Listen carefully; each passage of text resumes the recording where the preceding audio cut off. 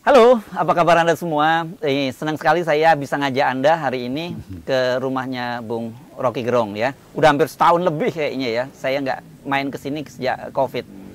Bung Rocky ya, jadi satu saya pengen silaturahmi, udah lama nggak silaturahmi pada Anda ya. Kedua ini kan saya mendekati kampus Unhan, Universitas Pertahanan. Ya, ya. Besok lusa itu Bu Mega akan pidato untuk gelar Profesor Kehormatan dari Unhan gitu.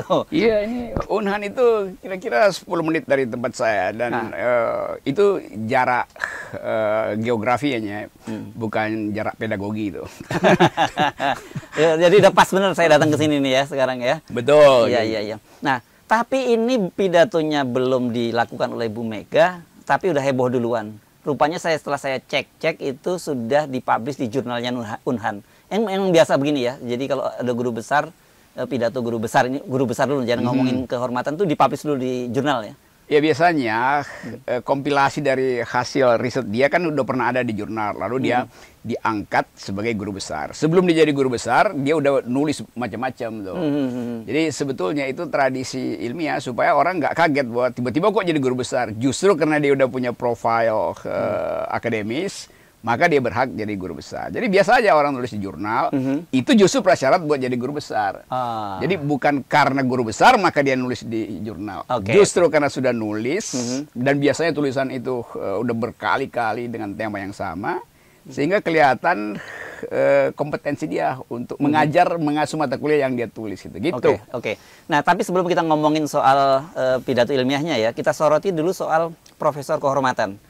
Ini apa bedanya dengan Profesor Akal Sehat? Profesor Akal Sehat itu kehormatan yang diberikan oleh netizen. Dan itu membawa beban karena mesti terus seolah-olah harus berakal sehat itu. Padahal akal kadang-kala nggak perlu sehat, yang penting logis gitu kan. Jadi yang penting sebetulnya logikanya runtun, dan kesehatan akal itu kan ditentukan oleh kemampuan etis untuk membandingkan keadaan. Nah, akal itu biasanya diperintah oleh hati. Jadi akal sehat sebetulnya kalau hatinya sehat itu. Kan ada pepatah dalam bahasa Prancis, ada otak di dada yang memerintah otak di kepala itu.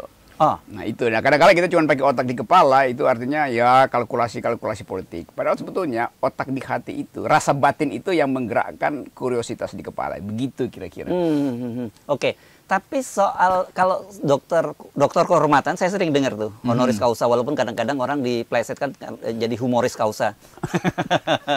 Gitu. Nah, kalau profesor kehormatan itu memang dikenal di dunia akademis. Ada, di dunia akademis ada honorary professor itu. Jadi dia disebut kehormatan karena diminta untuk mengajar sesuatu pada status guru besar gitu. Jadi dia memang harus melampaui tahapan seperti guru besar biasa. Lain kalau dokter kehormatan, ya udah itu semacam penghargaan. Tapi profesor kehormatan itu diminta justru supaya dia bisa mengajar. Jadi dalam kasus Ibu Mega, nanti pasti Ibu Mega akan jadi dosen tetap di Unhan. Begitu logikanya. Kalau nggak jadi dosen tetap di Unhan, berarti kehormatannya aja yang dipamerkan, bukan ke guru besarannya. Itu bedanya. Ya, ini kalau nggak salah Unhan ini pasti di bawah Departemen Pertahanan ya? Saya lupa ya. Unhan, iya ada Unhannya, itu berarti di bawah, bukan di bawah Departemen Pertahanan, di bawah Menteri Pertahanan. Iya, di bawah Menteri Pertahanan. Prabowo Subianto. Jadi saya ingat ini jadi beruntun dong ya penghormatan buat Bu Mega itu tanggal 6 Juni kemarin bersama dengan ulang tahun Bung Karno, baru saja dibangun patung naik kuda Bung Karno. Sekarang ada gelar kehormatan dari Unhan. Saya kok sulit melepaskan ini dari kaitannya dengan politik, terutama tahun 2024 ya. Semua orang justru mengintip aspek politiknya, bukan aspek akademis. Karena orang melihat bahwa Megawati itu tokoh yang masih menentukan politik Indonesia. Dan semua orang yang ingin meneruskan karir politiknya harus berbaik-baik dengan Ibu Mega. Nah, kebaikan itu yang diperlihatkan pasti oleh Pak Prabowo di kantornya di Merdeka Barat. Dibuatkan patung Bung Karno naik kuda itu. Lalu nanti hari Jumat Ibu Mega akan diberi gelar Profesor Kehormatan. Jadi ini dimensi politik yang orang pertanyakan, wih 2 kali ya Soekarnoisme itu diingat-ingatkan itu. Nah, kita nggak tahu apakah publik akan lihat ini sebagai peristiwa akademis atau sebagai peristiwa politis.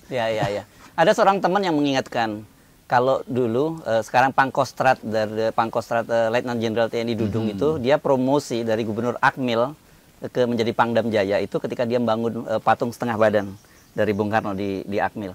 Nah ini kan setengah badan aja dia bisa promosi menjadi Pangdam. Jadi kalau Pak Prabowo naik kuda seluruh badan, ini apa dong rewardnya kan gitu. Jadi Pak Prabowo selalu mungkin semacam ingatan bahwa pernah ada perjanjian batu tulis, karena itu perlu ada perjanjian sentul, kan ini sentul dibikin Unhan itu. Karena itu kita coba inti perlahan-lahan gimmick di belakang peristiwa ini. Tentu kalau peristiwa akademis kita bisa baca di jurnal yang ditulis oleh Ibu Mega, lalu kita persoalkan. Nanti misalnya ada, kan masalahnya kalau jurnal ditulis itu minta dibantah sebetulnya. Orang menulis jurnal bukan minta dipuji, minta dibantah supaya pengetahuan bertumbuh tuh. Nanti kalau ada yang bantah artikel Ibu Mega itu nanti Ibu Mega juga harus menjawab tuh kan. Itu intinya tuh. Itu resiko di dunia ya, itu resiko akademis ya. Jadi profesor begitu. Iya. Nah, justru sekarang kita bukan masuk ke materinya nih, ya. Ini saya kira ini resmi karena sudah masuk di publish di jurnal Unhan ya. Kok pidatonya itu banyak disoroti oleh netizen, sepertinya Bu Mega itu memuji diri sendiri. Karena bunyi pidatonya kan gitu kan. Ya, jadi Ibu Mega menerangkan dirinya dengan cara pasti memperlihatkan apa yang dia hasilkan itu. Padahal sebetulnya tradisi akademis harus fair. Nanti ada orang, kalau ada orang yang mempersoalkan apa yang gagal dikerjakan Ibu Mega, misalnya soal BLBI, itu sekarang jadi isu lagi itu, soal jual aset segala macam tuh. Jadi orang akan bandingkan tuh, kenapa Ibu Mega mengucapkan dirinya sendiri tentang hal yang menyangkut dirinya sendiri yang baik-baik aja tuh. Itu pasti akan jadi isu politik. Tapi sebetulnya lebih dari itu agak aneh sebetulnya seseorang itu mengucapkan autobiografinya sendiri tuh. Biasanya dituliskan orang atau dia menulis buku sebagai refleksi, bukan sebagai pidato kan. Kita mau lihat positive thinking saja, kelihatannya ini pidato ini dibuatkan orang lain gitu. Cuman rupa mungkin Bu Mega menyampaikan catatan bahwa itu untuk pidato saya, bukan untuk tulisan kamu gitu. Dan konyolnya itu kok bisa lolos kemana-mana gitu. Jadi sebetulnya ada pihak, jadi orang ketiga sebetulnya yang mengamati Megawati itu, lalu dia tuliskan itu. Lalu Mega mempidatokan apa yang ditulis orang itu lucunya tuh. Kalau misalnya dia autobiografi di bidang pertahanan karena temanya soal strategi, itu bisa bikin refleksi aja kan. Dan itu bisa dia ceritakan pada orang lalu dibukukan. Sama seperti dulu ayahnya tuh, saya ingat Bung Karno, salah satu autobiografi yang paling kontroversial yang ditulis oleh Cindy Adams itu. Jadi judulnya Soekarno an Autobiography as told to Cindy Adams. Jadi Bung Karno seperti yang dia ceritakan pada Cindy Adams. Orang anggap ya Bung Karno bercerita, tetapi melalui Cindy Adams itu. Dan kita tahu Cindy Adams itu, sebetulnya Cindy Adams itu wartawan Amerika yang spesialis ngutak-ngutik gosip pemimpin dunia. Jadi wartawan gosip sebenarnya Cindy Adams itu. Jadi bagian itu justru yang menarik itu. Bayangkan misalnya kalau Bung Karno berpidato tentang dirinya sebagai guru besar, lalu hari ini orang mempersoalkan, ya iya tapi Anda juga presiden seumur hidup itu. Jadi ada bagian sebetulnya yang tidak etis kalau dia ucapkan sendiri. Kalau orang lain yang ucapkan, itu masih bisa jadi kajian akademis. Nah, bedanya berarti dengan Cindy Adams ini adalah Ibu Megawati pidato tentang Ibu Megawati sendiri, gitu ya, kira-kira kan gitu ya. Itu yang terjadi tuh. Jadi terlihat bahwa ada yang bukan tidak normal, tapi kurang lengkap latar belakangnya tuh. Kesulitannya nanti Pak Prabowo mungkin sebagai Menteri Pertahanan akan kasih semacam pengantar, atau rektornya kasih pengantar tuh. Nanti rektornya akan bikin sinopsis yang akan diberikan oleh Ibu Mega adalah dirinya sendiri, kan agak repot itu kan. Lain kalau Ibu Mega menerangkan keadaan strategi, lalu nanti di panel oleh beberapa profesor tuh. Itu lebih terhormat sebetulnya Ibu Mega jadi panelis utama. Iya, jadi Bung Rocky nih supaya kita akurasinya benar nih, saya bacakan ya. Jadi judul dari pidato Presiden Megawati yang sudah diunggah di jurnal Unhan itu adalah Kepemimpinan Presiden Megawati pada Era Krisis Multidimensi 2001 sampai 2004. Itu kemudian byline penulisnya adalah Diah Permata Megawati Setiawati Soekarno Putri. Nah ini rupanya yang kemudian netizen bilang, loh ini sebenarnya yang cerita Ibu Megawati cerita tentang diri sendiri, atau ada orang lain yang menulis untuk Ibu Megawati, atau Ibu Megawati pidato tentang orang lain yang namanya sama dengan Ibu Megawati. Ini kecerdasan netizen selalu tak tercegah gitu, buat nguntit dan ngintip apa yang bisa dipersoalkan. Dan itu memang hal mendasar pertama tuh, yang disebut akurasi lalu authenticity dari sebuah disebut event akademik itu. Karena pertimbangan pertama adalah naskah itu harus dibuka untuk diperdebatkan oleh peer review atau collegial society-nya tuh.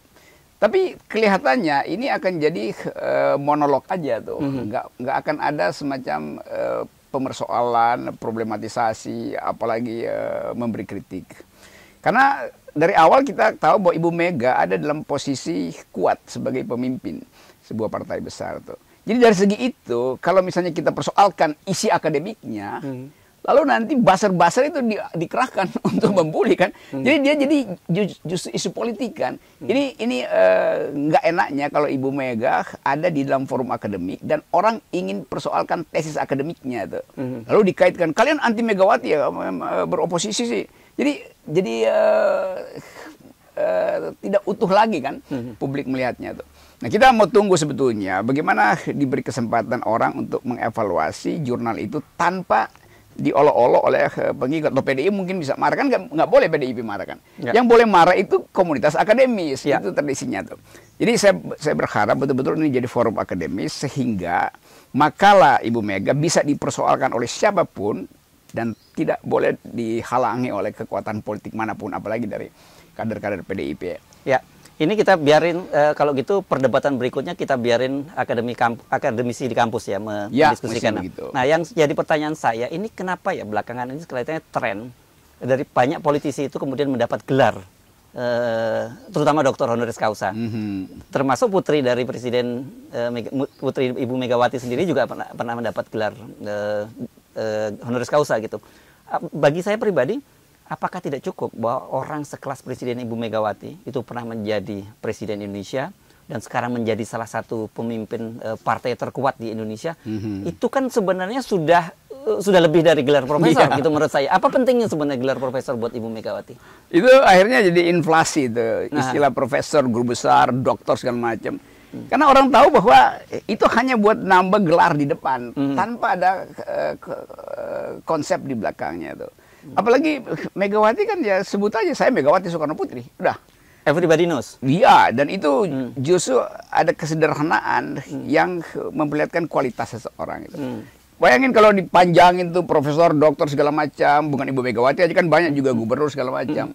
Lalu orang bingung, ini dia mau ngajar apa mau kampanye di publik? Kan orang dikasih gelar profesor atau doktor honoris causa itu supaya dia bisa ngajar. Nah, saya perhatikan lama waktu saya masih ngajar di UI juga itu kalau udah sore itu banyak pejabat daerah ngumpul karena mau ambil gelar doktor, itu kuliah sore misalnya tuh. Banyak dosen yang juga pernah murid saya, lalu mulai ngasih bocoran itu ada gubernur dari sana, bupati mau jadi dokter, tapi dia nggak bisa nulis. Jadi dia sewa anak-anak S1 untuk bikin papernya sore-sore, karena itu pasti nanti di kafe itu amplop dikirim, terus paper jadi itu, apalagi nanti disertasi bisa dibuatkan. Jadi kemewahan menjadi seorang scholar itu akhirnya inflator, mengalami inflasi. Karena sifat scholarnya itu dia tidak peduli, yang penting dia punya ijazah itu tuh. Itu yang sering saya katakan bahwa ijazah itu hanya tanda Anda pernah sekolah, bukan tanda Anda pernah berpikir tuh.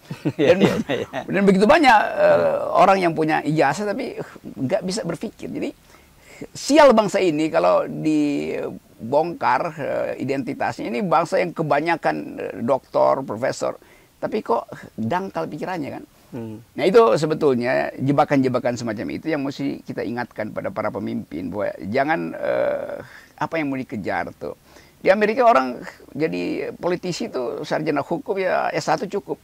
Kalau dibilang S2, S3 orang bingung. Lu mau jadi dosen di partai politik kan nggak bisa kan? Padahal S3 itu dimaksudkan supaya dia ngajar di universitas itu. Oke. Nah, kalau bicara gelar ini kan berarti Anda ini sebenarnya antitesa dari orang-orang itu. Ya kan? Anda sejauh ini disuruh kuliah lagi S2 juga Anda nggak mau, S3 nggak mau. Tapi tiba-tiba orang ngasih Anda gelar profesor gitu. dan banyak orang merasa ini kelihatannya walaupun kemudian tahu bahwa Rocky Gerung itu bukan profesor, tapi orang tetap aja manggil Anda profesor gitu. Itu tradisi di tempat saya ngajar, kalau saya lewat tuh, prof itu. Prof pun memanggil prof. Jadi kan kadang-kadang itu cuma bercanda aja tuh. Tapi memang saya menganggap bahwa kalau saya udah kenyang, ngapain saya tambah makan itu kan. Kalau saya bisa berlari, ngapain saya mesti pakai tongkat kan. Jadi itu nambah gelar itu artinya dia masih lapar, maka dia tambah gelar. Atau dia nggak bisa berlari, maka dia doping pakai tongkat supaya nggak jatuh. Jadi saya anggap cukup, dan banyak orang yang menganggap ya udah secukupnya aja kan. Berlebih justru memperlihatkan bahwa dia ingin tambahkan sesuatu terhadap sesuatu yang belum dia kuasai itu. Jadi itu sebetulnya tradisi. Dan sekarang kan orang anggap ya apa sih artinya jadi S2, S3 itu orang bisa belajar dari TED Talk, banyak betul kuliah online yang sebetulnya lebih tajam dari kurikulum universitas. Itu soalnya. Jadi saya ingin perlihatkan aja pada publik bahwa kalau kita bicara dengan akal sehat, itu dengan sendirinya kita bisa umpankan sesuatu pada bangsa ini atau pada milenial sebetulnya, supaya dia tangkap dan dia cerna itu, dan itu yang menghasilkan IQ nasional. Jadi IQ nasional tidak tumbuh karena seseorang jadi guru besar kan itu. Ya. Intinya. Ini saya kira nanti akan menjadi dilema buat Ibu Jokowi lagi, Ibu Megawati ya. Karena belum pidato pengukuhan. Ya betul juga. Sudah ibu politik dari Jokowi ya. Ibu politik dari Jokowi. Bisa aja Bung. Saya tadi padahal saya salah ucap tapi gitu.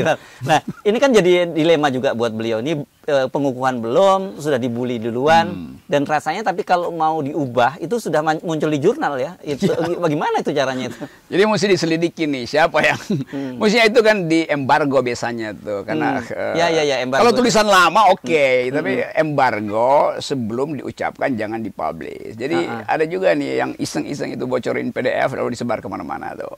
Tapi udahlah, itu udah terjadi. Semoga Ibu Mega dalam 2 hari ini nggak usah peduli sebetulnya soal gini. Fokus saja untuk hadir di Unhan. Dan publik akan lihat satu selebrasi baru antara Prabowo dan Megawati di Unhan itu kan. Tapi yang penting kan foto Ibu Mega dan Pak Prabowo sebetulnya kan nanti hari Jumat itu tuh. Iya. Anda diundang nggak nih? Saya lupa buka WA tuh di Unhan. Karena kalau istilahnya lokasi Anda ini sama kampus Unhan cuma sepelemparan batu ya. Enggak, bukan sepelemparan batu, seoperasional drone. Seoperasional drone. Drone bisa nyampe ke situ. Oke. Ini lama banget, jadul. Kalau sepelemparan batu ini kan coping hood. Iya. Atau sepenanaan nasi gitu kalau zaman dulu kan gitu. Oke. Kita tunggu saja, tapi nggak ada salahnya mengucapkan selamat lah buat Ibu Megawati ya. Pasti. Jadi saya dahulukan aja selamat membacakan pidato, dan semoga pidato itu tetap menjadi bahan refleksi bangsa ini, maupun pujian apalagi kritik. Jadi itu konsekuensi dari menjadi seorang guru besar. Apalagi ada tambahannya honorary professor, guru besar kehormatan. Salam akal sehat. Yes, salam.